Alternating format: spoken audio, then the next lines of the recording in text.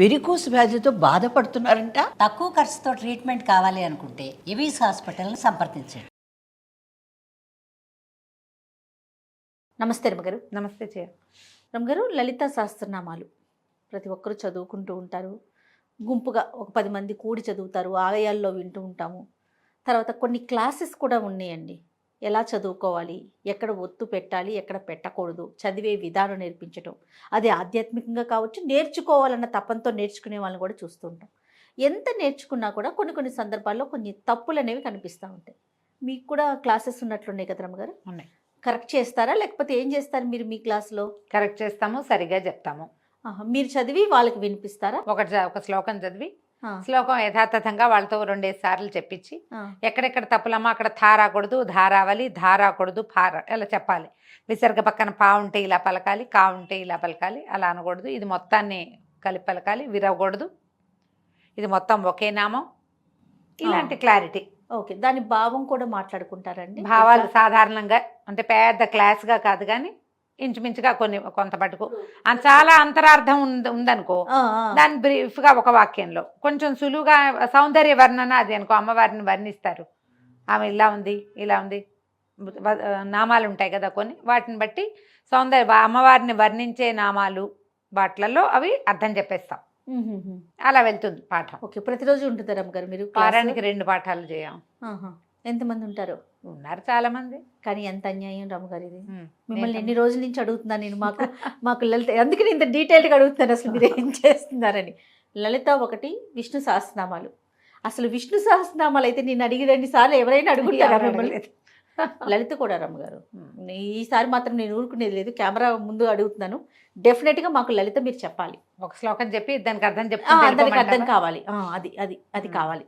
చూద్దాం, చూసి మంచి రోజు చూసి స్టార్ట్ చేద్దాం. ఎలా అంటే జయ, లలితా సహస్రనామం కానీ విష్ణు సహస్రనామం కానీ ఇవి ఏ నామానికి ఆ నామం కదా. అవును. ఒక శ్లోకంలో అది మొత్తం కలిపి ఒక తాత్పర్యం ఉండదు. ఇప్పుడు నువ్వు రామాయణం అనుకో, రామాయణంలో ఒక శ్లోకానికి తాత్పర్యం ఉంటుంది, కథ నడుస్తుంది. కాబట్టి అవును, ఈ నామాలు ఉండే చోట స్తోత్రంలో సాధారణంగా నామాలు విడివిడిగా ఉన్న చోట్ల అయితే కనుక అట్లా అర్థం వెళ్ళదు. ప్రతి నామానికి ఒక అర్థం ఉంటుంది. ఒక శ్లోకంలో 6 నామాలు ఉన్నవి ఉంటాయి, 3 నామాలు ఉంటాయి, 2 నామాలు ఉన్నవి కూడా ఉంటాయి. అవును. వీటికి అంతరార్థము తాత్పర్యము చెప్పడం కష్టము.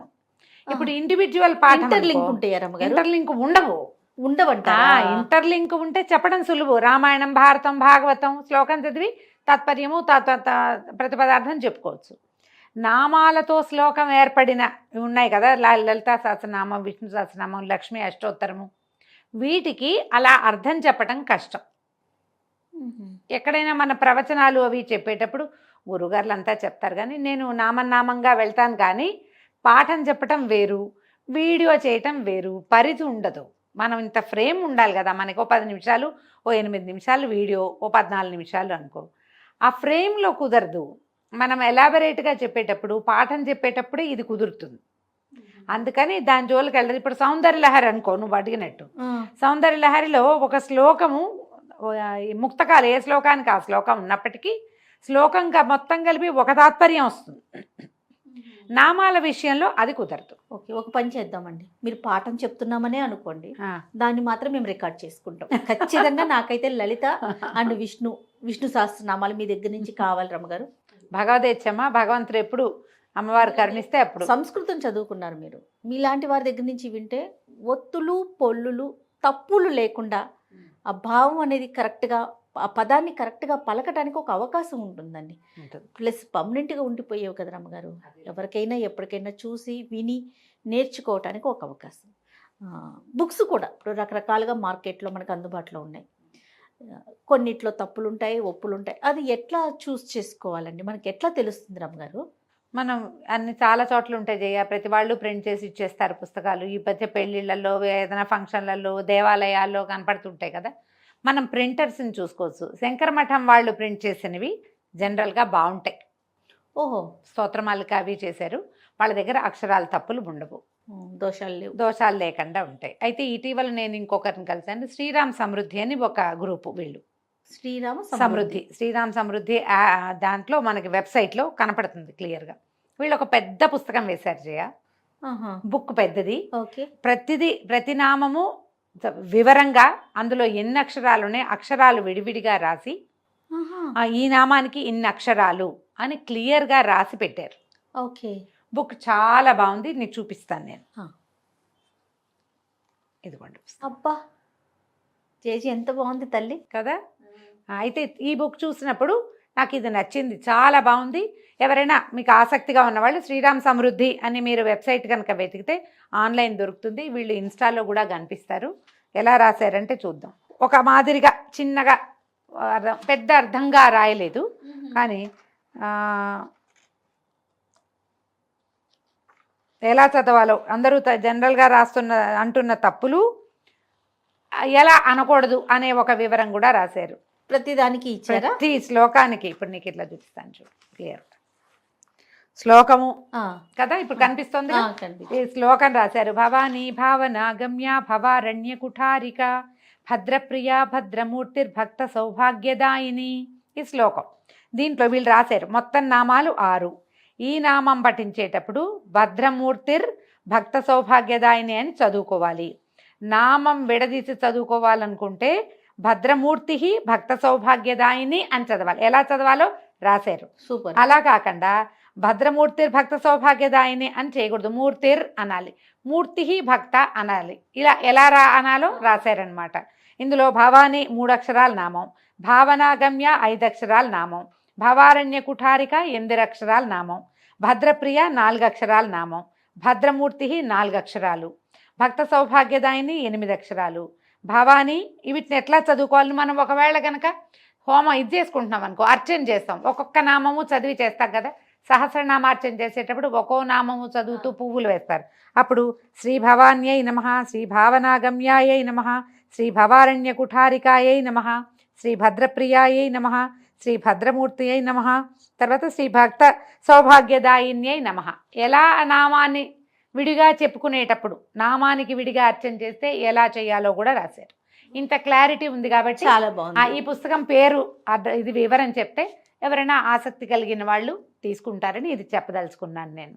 చాలా బాగుంది. ఇది బాగుంది, నాకు ఇది బాగా నచ్చింది. మొత్తం చివరి దాకా కూడా అన్నీ ఇలాగే ప్రతి శ్లోకానికి రాశారు. ప్రతి శ్లోకం ప్రతి నామము విడదీసి రాశారు. ఇది ఒక పాయింట్. వీళ్ళది ఇంకొక రెండో ప్రయత్నం ఒకటి ఉంది. ఇది రెండో బుక్. ఇదేమో మనం చదువుకునే ప్రాక్టీస్, ఇది రాత ప్రాక్టీస్. ఇది చూడు. అబ్బా బాగుంది రమ్మగారు. బాగుంది కదా, ఇంట్రెస్టింగ్ గా. వీళ్ళు ఏం చేశారంటే ప్రతి శ్లోకము పైన రాసి అందులో ఉన్న ప్రతి అక్షరాన్ని కింద విడదీసి రాసి ఆ కింద అది మీరు రాయటానికి వీలుగా రాస్తే బాగా తొందరగా వస్తుంది కదా. రాస్తూ నేర్చుకోదలుచుకున్న వాళ్ళకి ఉపయోగపడేటట్టుగా ఈ పుస్తకం రాశారు. రాత పుస్తకమే ఇది. దీని పేరే అది.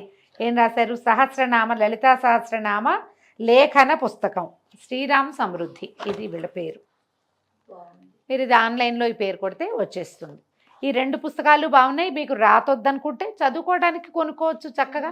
ఎవరికైనా గిఫ్ట్ ఇవ్వడానికి బాగా పనికొస్తుంది. అవును రమ్మగారు. గిఫ్ట్లు వద్దు, మీకే కావాలి. పుస్తకం ఒకటి స్పష్టంగా అయిన అక్షరాలతోటి క్లియర్గా ఉంటుంది కాబట్టి చదువుకోవచ్చు. అమ్మ ఇది దొరికితే చదివేసుకుందామని అనిపిస్తుంది. మీకు ఆల్రెడీ బాగా వచ్చి ఉండి ఎక్కడెక్కడో చిన్న చిన్న మిస్టేక్స్ చేస్తున్నామని చిన్నప్పటి నుంచి చదివేవాళ్ళు నాలాంటి వాళ్ళు కూడా దీన్ని ఫాలో అవ్వచ్చు. ఆ చిన్న మిస్టేక్స్ కూడా, ఆ చిన్న తప్పులు వాచాదోషాలు కూడా పడకుండా ఉండడానికి ఈ పుస్తకాన్ని వాడుకోవచ్చు. కొత్తగా చదువుకునే వాళ్ళు ఎవరైనా నాలంటే ఒక టీచర్, నేనే కాదు ఎవరు దొరికినా కూడా వారి దగ్గర చదువుకునేటప్పుడు దీన్ని ఫాలో అయితే మీకు ఆ చిన్న చిన్నవి లేకుండా ఉంటాయి. అండ్ మోర్ ఓవర్ ఇంకొకటి చెప్తా జయ, మీకు ఆన్లైన్ నేర్పిస్తున్నారు చాలామంది. ఇందులో తమిళియన్స్, మలయాళీసు, కన్నడిగులు చెప్పే పాఠాన్ని గనక తీసుకుంటే, నీకు వివరం చెప్తున్నాను నేను, వారిని విమర్శించడం నా ఉద్దేశం కాదు. మనం తెలుగులో పలికిన లాంటి క్లారిటీ వాళ్ళకి ఉండదు, ఆ ఉచ్చారణ వాళ్ళకి ఉండదు, వాళ్ళకి ఒత్తులు తక్కువ ఉంటాయి. కొంచెం కొంచెం మలయాళీస్ పర్వాలా బాగుంటుంది వాళ్ళది, కానీ ఒత్తుల్లో చిన్న చిన్న డిఫరెన్సెస్ వస్తాయి. అదొకటి చూసుకోండి. తర్వాత దీన్ని సంస్కృతం రాని వాళ్ళు ఆల్రెడీ ఇలాగే నాలాగా ఎవరి దగ్గర నేర్చుకుని మీకు చెప్తామంటే తీసుకోవద్దు. నేను ఆ గురువు గారిని ఫాలో అవుతున్నా, ఈ గురువు గారిని ఫాలో అవుతున్నా, వాళ్ళు చెప్పింది చేస్తున్నామని చకచకా చదివేసి ఇంతే అంటే తప్పు. అలా చేయకూడదు.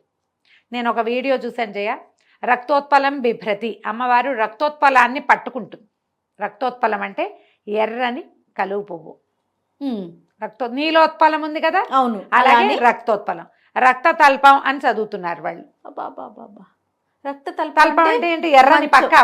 తల్పం అంటే రక్తం అంటే ఎరుపనే కాదు, నెత్తురు అని కూడా అర్థం. ఎర్రటి పక్కే కాదు, నెత్తుటి పక్క అని కూడా అర్థం వస్తుంది. మీకు తెలియనప్పుడు ఆ గురుగారిని ఫాలో అవుతున్నాను, గురుగారి పేరు చెప్పి మీరు తప్పించుకుందామని అనుకోవద్దు. తప్పులు చెప్పకండి. అది మీకు ఏదో మీకే ఇబ్బంది కదా. ఏదో చెప్పేసేయాలని ఎందుకు? మీకు చేత వచ్చిందే చేయొచ్చు కదా, ఎందుకు పెద్ద చెప్పుల్లో కాళ్ళు పెట్టాలి కదా. మన చెప్పులకి మనం అక్కడి నుంచి మాట్లాడేటప్పుడు ఒత్తులు అలవాటుగా పలికే వాళ్ళ విధానం వేరేగా ఉంటుంది, కావాలని పలికే వాళ్ళ విధానం వేరుంటుంది. అక్కర్లేకుండా ప్రతి చోట బాగా ఒత్తి చెప్పడం తప్పు. ఇప్పుడు ఆ విధంగా అనకూడదు, థా అని పడేయకూడదు. విధంగా అంటే విధమే అనాలి, విధా అనకూడదు. నువ్వు అక్షరం ఎక్కువ పెట్టినట్టు. నువ్వు ఎక్కువ చెప్పినా తప్పే, అనకపోయినా తప్పే. ఎంత అనాలో అంతే అనాలి. ఆ అంత అనడాన్ని మీరు నేర్చుకోవాలి. నేర్చుకున్నాక ఎవరికైనా చెప్పడానికి ప్రయత్నం చేయాలి. మీరు విని నాకు వచ్చు అని అనుకోవద్దు, చదివి నాకు వచ్చేసింది అనుకోవద్దు. చెప్పుకోండి, ఎవరి దగ్గరైనా నేర్చుకోండి. నేర్చుకున్నాక మీరు చెప్పచ్చు. బేసిక్ సంస్కృతం రావలేను, ఇది బేసిక్ రూల్. అప్పుడే పట్టు మీరు సరిగ్గా చెప్పగలుగుతారమ్మా. మీరు అంటున్న దాంట్లో తాతాలలో డిఫరెన్స్ ఉంది. ఉన్నప్పుడు దాన్ని తెలుసుకోవాలి కదా, మీకు అర్థమైతే కదా. ఇప్పుడు నేను మిమ్మల్ని ఎవరినైనా తక్కువ చేయటమో చిన్నపుచ్చటమో నా ఉద్దేశం సుతరాము కాదమ్మా. ఎందుకు ఇలాంటి పొరపాట్లు చేయాలి మనం? అదే కదా భగవంతుడితోటి వ్యవహారం కదా. మరి అమ్మతోటి ఎలా పలికినా భక్తులు పిలిస్తే కన్నప్పకి పలకలేదా మాకు పలుకుతుంది లాంటి పిచ్చి మాటలు మాట్లాడకండి. కన్నప్ప ఆటవికుడు, బోయవాడు, ఆయన భక్తి అది. మనం అది కాదు కదా. మనం చదువుకున్నాం, మనకు తెలుసు. బాగా చెప్పారు. మనకు తెలుసు కదా. మనకు తెలిసినప్పుడు ఏం చేయాలి? బాగా తెలుసుకుని చెప్పాలి. ఏదైనా పుస్తకాలు తీసుకునేటప్పుడు కూడా ఎవరైనా మీ గురుగారి దగ్గర పాఠం చెప్పుకునేటప్పుడు కరెక్షన్స్ చేసుకోండి. వేరే మాస్టర్ చెప్తారు, నేర్చుకుంటూ ఉంటారు. మీ బుక్లో ఆ కరెక్షన్ రాసి పెట్టుకుని ప్రొనౌన్సియేషన్లో ఉన్న చిన్న చిన్న డిఫరెన్సెస్ పోగొట్టుకుంటే అమ్మ మీరు ప్రధానంగా ఒకటి అర్థం చేసుకోండి, మనం అమ్మని ఎలా పిలిచినా పలుకుతుంది, అందులో సందేహం లేదు. ఎలా పిలిచినా ఏ బిడ్డకైనా ప్రతి వాళ్ళు అమ్మ తాలూకు బిడ్డలమే. మనం లలితా సహస్రనామం లాంటి పెద్ద వ్యవహారం తీసుకుంటున్నప్పుడు అందులో చెప్పినటువంటి అక్షరాల ఏ అక్షరాల కలయిక అయితే చెప్పబడిందో దాన్ని అలాగే సరిగ్గా గనక పలికితే ఆ అక్షరాల లోపల ఉన్నటువంటి వాగ్దేవతల యొక్క శక్తి రిలీజ్ అవుతుంది, పాజిటివ్ ఎనర్జీ బయటకు వస్తుంది. అమ్మని పిలవటంతో పాటు ఆమె ఎనర్జీని కూడా మనం పొందాలి. అంతే కదా. ఆ ఎనర్జీని పొందాలి అంటే అక్షర దేవతని ఉపాసన చేయాలి. ఆ ఉపాసించడం అంటే ఏమిటి? ఏదో పూజ చేయమని కాదు, అది ఎలా ఉందో అలా పలుకు, అక్కడ ఏం చెప్పబడిందో అదంటమే ఉపాసనమ్మా, అంతే. అది అలాగే అనాలంటే మీకు ఇంకొకరి సహాయం కావాలి. సరైన సహాయం తీసుకోండి. ఆన్లైన్లో పాఠం చెప్పేవాళ్ళు ఉంటారు, పాఠం వారితో చెప్పుకోండి. రికార్డెడ్ పాఠం కంటే కూడా నేనైతే డైరెక్ట్గా వారితోటి ఇంటరాక్ట్ అయ్యి చేసుకుంటే బాగుంటుందని నమ్ముతాను. ఎందుకంటే ఇప్పుడు నేను చెప్పాను, నువ్వు నా ఎదురుగుండా కూర్చున్నావు, జూమ్లోనే కూర్చున్నావు, నువ్వు వాట్సాప్ కాల్లో ఉన్నావు, జూమ్ కాల్లో ఉంటావు, ఇంకా ఉన్నాయి కదా బోల్డ్ అని ఆన్లైన్ పాఠాలకి అవకాశం. నువ్వు పలికింది నాకు వినపడితే అమ్మ అట్లా కాదు ఇట్లా అని నేను చెప్తా కదా. నేను ఒకటి చెప్పి నువ్వు ఇంకొకటి నేర్చుకుని ఎందుకు అది పోని ఇందులో ఈ చెప్పే వాళ్ళందరికీ బాగా వచ్చా అంటే ఏమో అది కూడా డౌటే. పాఠం చెప్పే వాళ్ళది ఏంటి, వాళ్ళ స్టేటస్ ఏంటి, వాళ్ళు ఏం తెలుసుకుని చెప్తున్నారో కూడా కనుక్కోండి. అయితే రమ్మగారు, ఇప్పుడు కొత్తగా నేర్చుకోవాలనుకుంటున్నాము, మీరు ఒక పుస్తకాన్ని సజెస్ట్ చేశారు, లేదా కొంతమంది గురువుల పేర్లు గురువుల ద్వారా నేర్చుకోమంటున్నారు. రెండు ఫాలో అవ్వాలా కొత్తగా నేర్చుకునేవారు? ఒకటి చాలంటారా? మీకు తెలుగు సంస్కృతం మీద కొంచెం అవగాహన ఉంటే, చిన్నప్పుడు అంతా బాగా వింటూనే ఉన్నాం, నేనే బాగా నేర్చుకోలేదు, మా ఇంట్లో ఉండేది అనుకున్న వాళ్ళు పుస్తకం ఫాలో అవ్వచ్చు. 90% బాగానే వస్తుంది. ఆ 10% కరెక్షన్స్ మెల్లిగా చేసుకోవచ్చు. అలా లేదు నాకేం పెద్దగా రాదు, ఎవరైనా చెప్పాలి అంటే కనుక ఈ పుస్తకం ఫాలో అయినా నేను చేయలేనేమో అని డౌట్ ఉంటే మీరు ఎవరినైనా టీచర్ని తీసుకోండి. ఇప్పుడు బోలెడన్న అవకాశాలు ఉన్నాయమ్మా. జస్ట్ మీరు తీసుకుంటున్న అవకాశం ఏమిటో దాని మీద కొంచెం ఆలోచించి తీసుకోండి, అంతే. ఈ శ్రీరామ్ సమృద్ధి పుస్తకం అయితే మాత్రం ఎక్సలెంట్గా ఉంది. నాకు అది రాయటం అక్కర్లా, ఊరికే ఆ పుస్తకం చూస్తే రాయి బుద్ధి అవుతుంది సరదాగా. అదే అందుకని రేపటి నుంచి మొదలుపెట్టి నేను కూడా పౌర్ణమి నాడు మొదలుపెట్టి రాద్దాము. ఓ అందుకని తీసుకున్నారా? అంటే తను పంపించారు వాళ్ళు, అవునులే. వాళ్ళు పంపారు చూడండి అని. బాగుంది. అంతేగా, అంతేగాని ఏదో ఒక పబ్లిషర్స్ ని మనము ప్రమోట్ చేయటం కాదండి ఈ వీడియో ద్వారా. సుతరాము కాదు, అస్సలు అలాంటిది కాదు. ఇది బాగుంది. నన్ను అడుగుతూనే ఉంటారు ఏం చదువు, ఏ పుస్తకం మీరు ఏది ఫాలో అవుతున్నారని. నిన్న కూడా 3-4 ప్రశ్నలు ఉన్నాయి ఇన్స్టాలో, మీరు ఏది ఫాలో అవుతారో చెప్పండి అని.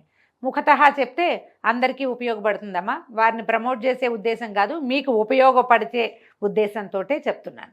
తప్పకుండా రమ్మ గారు. నమస్తే. నమస్తే జయ.